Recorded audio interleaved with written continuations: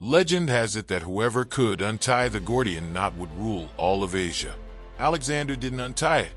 He cut straight through it, bold, audacious, and unstoppable.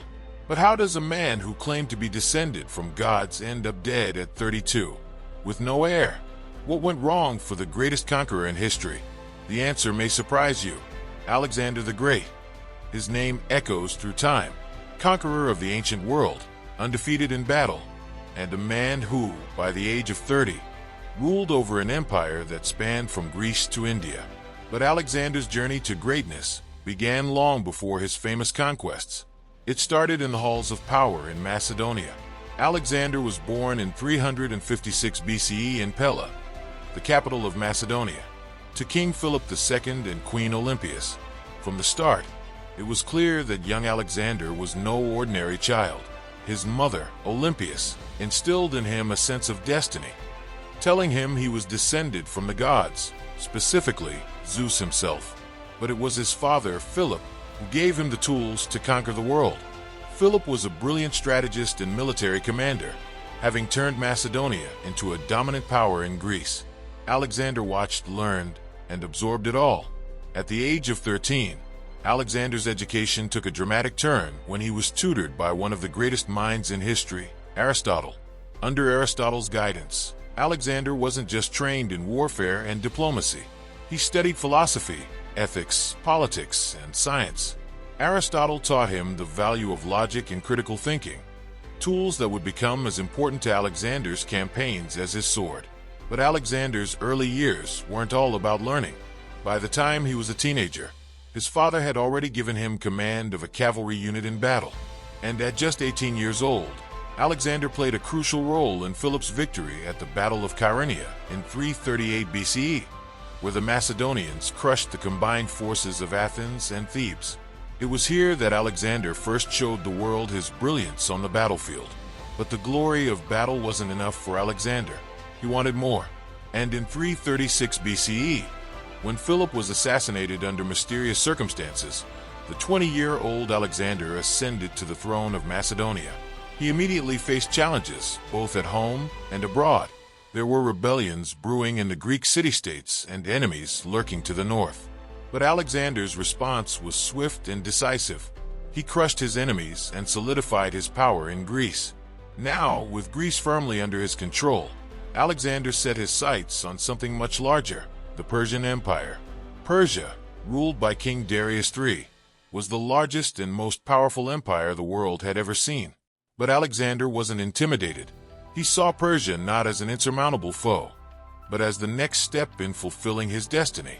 In 334 BCE, Alexander launched his invasion of Persia with an army of 40,000 men. His first major victory came at the Battle of Granicus, where his forces annihilated the Persian army. But that was just the beginning. The following year, in 333 BCE, Alexander faced Darius himself at the Battle of Issus. Despite being vastly outnumbered, Alexander's tactical brilliance allowed him to outmaneuver the Persians and secure a decisive victory. Darius fled the battlefield, leaving his family and his empire in Alexander's hands. Alexander's conquests continued as he marched down the coast, capturing the powerful city of Tyre after a brutal 7-month siege. His strategy in Tyre was nothing short of genius. He built a causeway across the sea to reach the island city, demonstrating his unparalleled ability to adapt to any challenge. After Tyre, Alexander entered Egypt, where he was welcomed as a liberator. It was in Egypt that he founded one of his most famous cities, Alexandria, which would go on to become a center of learning and culture for centuries. The Egyptians, recognizing his power, even proclaimed him the son of the god Ammonius. For Alexander, this was confirmation of his divine lineage. But while Egypt celebrated him, Persia was far from defeated. In 331 BCE, Alexander met Darius, a final time at the Battle of Gaugamela, a battle that would seal the fate of the Persian Empire. Once again, despite being outnumbered, Alexander's strategy was flawless. He broke through the Persian lines and forced Darius to flee once more. This time, there would be no return for the Persian king. Darius was later assassinated by his own men, leaving Alexander the undisputed ruler of Persia. With Persia conquered, Alexander didn't stop. He pushed further east, into the unknown lands of Central Asia and India.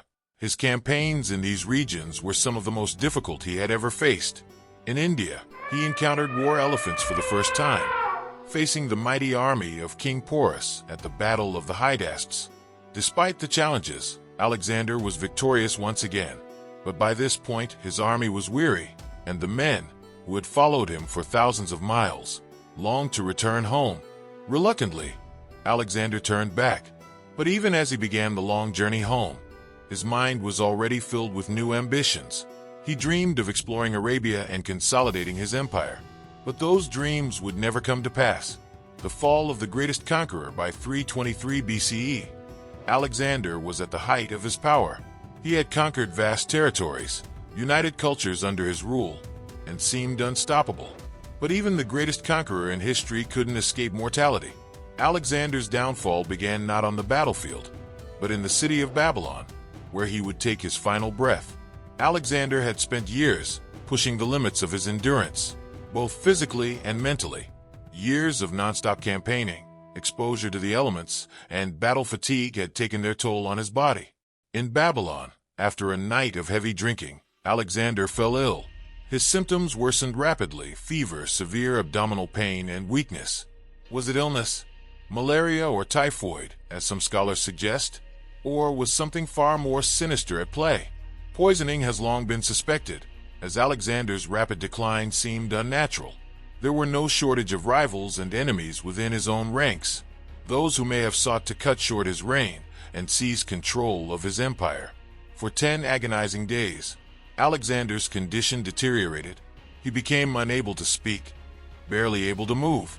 And on the night of June 10th or 11, 323 BCE, at the age of 32, Alexander the Great, the man who had conquered the known world, died.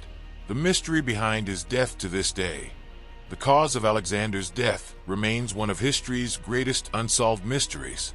Some believe his death was simply the result of exhaustion, disease, or an infection caught in battle. Others are convinced it was an assassination plot, carried out by those closest to him, perhaps even his generals, eager to carve out their own pieces of the empire. Adding to the mystery is the fact that Alexander, on his deathbed, supposedly passed his signet ring to Perdiccas, one of his trusted generals, but uttered only one cryptic instruction: to the strongest. This phrase, if it was even said at all, would become the trigger for decades of infighting, as his generals, the Diadochi, tore his empire apart in a bitter struggle for power. Despite all of his military genius, the empire Alexander built could not survive him. With no clear heir, his territories were divided among his generals, and the dream of a united empire was shattered. What can we learn from his death? Alexander's death holds as much significance as his life. It's a reminder that even the most powerful leaders must face their own limitations. Ambition can propel a person to greatness, but it must be tempered with foresight. Alexander conquered the world, but without securing a clear line of succession, his empire crumbled as swiftly as it had been built. In the end, Alexander the Great left behind a legacy of unmatched military genius, cultural integration, and expansion. But his downfall and the mystery surrounding his death serve as a cautionary tale of the dangers of unbridled ambition and the fragility of human life. If you've enjoyed this journey through the life of Alexander the Great, make sure to join us for more deep dives into history's most fascinating figures and the lessons learned from history by liking and subscribing.